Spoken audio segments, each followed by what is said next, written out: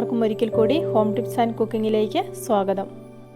ഇന്ന് നമുക്ക് നല്ല ടേസ്റ്റി ആയിട്ട് മുരിങ്ങയിലത്തോരൻ എങ്ങനെ ഉണ്ടാക്കാമെന്ന് നോക്കാം.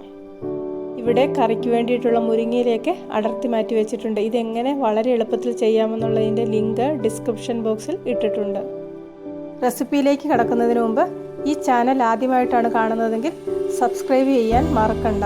കൂട്ടത്തിൽ റൈറ്റ് സൈഡിൽ കാണുന്ന ബെല്ലൈക്കണും കൂടി ഒന്ന് ക്ലിക്ക് ചെയ്യുകയാണെങ്കിൽ ഞാൻ ഓരോ വീഡിയോയും അപ്ലോഡ് ചെയ്യുമ്പോൾ തന്നെ നിങ്ങൾക്ക് നോട്ടിഫിക്കേഷൻ കിട്ടും. ഇവിടെ ഒരു പാൻ അടുപ്പത്ത് വെച്ച് എണ്ണ ചൂടായി വന്നപ്പോഴേക്ക് അതിലേക്ക് കടുക് ഇട്ട് കൊടുത്തിട്ടുണ്ട്. വെളിച്ചെണ്ണയാണ് ഇവിടെ ഉപയോഗിച്ചിരിക്കുന്നത്. കടുക് പൊട്ടി വരുമ്പോഴേക്ക് കുറച്ച് ഉള്ളി അരിഞ്ഞതും കറിവേപ്പിലയും കൂടെ ചേർത്ത് കൊടുക്കാം. ഉള്ളി ഇവിടെ മൂത്ത് വന്നിട്ടുണ്ട്. ഇനി ഇതിലേക്ക് ഒരു സവോള അരിഞ്ഞതും 3 പച്ചമുളകും കൂടെ ചേർത്ത് കൊടുക്കുന്നുണ്ട്. ഇതിനിയൊന്ന് വഴറ്റിയെടുക്കാം. ഒരുപാട് വഴറ്റിയെടുക്കേണ്ട ആവശ്യമില്ല, ജസ്റ്റ് ഒന്ന് വാടി കിട്ടിയാൽ മതി. ഇവിടെ 3 പച്ചമുളക് നടുവേ കീറി മുറിച്ചിട്ടിട്ടുണ്ട്. കൂടുതൽ എരിവ് വേണ്ടവർക്ക് കൂടുതൽ മുളക് ചേർത്ത് കൊടുക്കാവുന്നതാണ്. ഈ രീതിയിൽ മുരിങ്ങയിലത്തോരൻ ഉണ്ടാക്കുകയാണെങ്കിൽ മുരിങ്ങയില ഇഷ്ടമില്ലാത്ത കുട്ടികൾ പോലും നല്ല ഇഷ്ടപ്പെട്ട് മുരിങ്ങയിലത്തോരനൊക്കെ കഴിക്കും. ഉള്ളി ഇവിടെ നല്ലവണ്ണം വാടി വന്നിട്ടുണ്ട്. ഇനി ഇതിലേക്ക് മുരിങ്ങയില ചേർത്ത് കൊടുക്കാം.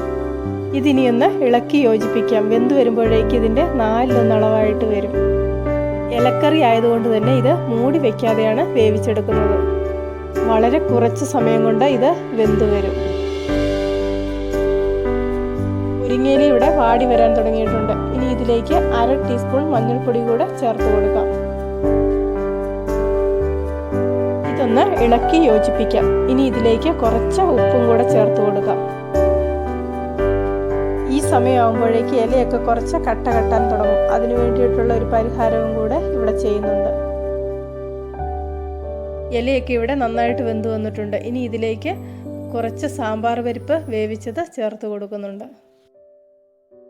ഏകദേശം 1/2 കപ്പ് തുവരപ്പരിപ്പ് വേവിച്ചെടുത്തതാണ് ഇത്. ഇതിനി നന്നായിട്ട് ഇളക്കി യോജിപ്പിക്കാം. പരിപ്പ് ചേർത്ത് ഇളക്കി കൊടുക്കുമ്പോഴേക്ക് മുരിങ്ങയിലയിലെ കട്ടയൊക്കെ മാറിക്കിട്ടും.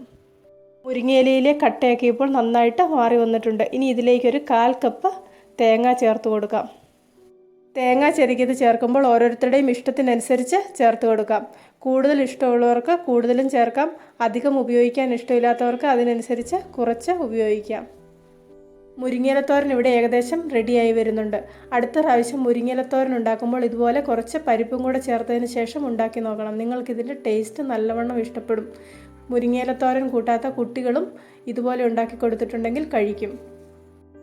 ഇന്നത്തെ ഈ റെസിപ്പി ഇഷ്ടപ്പെട്ടെങ്കിൽ നിങ്ങളുടെ അഭിപ്രായങ്ങൾ അറിയിക്കണം.